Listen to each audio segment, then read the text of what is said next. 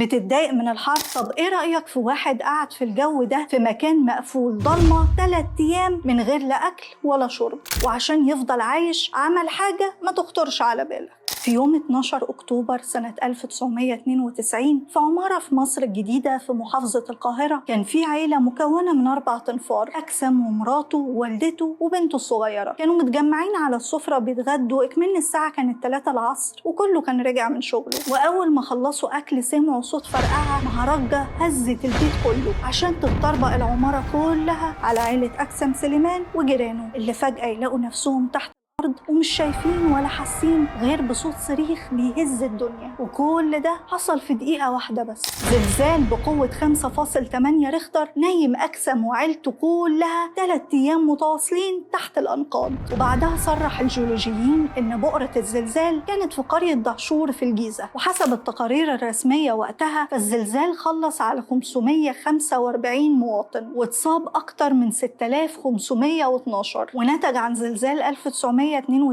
تشريد حوالي 50,000 مواطن، اللي كان أكترهم من المناطق القديمة زي الدويقة، اللي اتنقل معظم سكانها لمناطق تانية زي مدينة السلام والنهضة. ده غير المدارس اللي اتأثرت بشكل كبير جدا، وكان عددهم حوالي 350 مدرسة، لدرجة إن العلماء اعتبروا إن زلزال 1992 هو أكتر زلزال مدمر في تاريخ مصر الحديث. بس إزاي كل اللي حصل ده وحد ينجى زي أكسم؟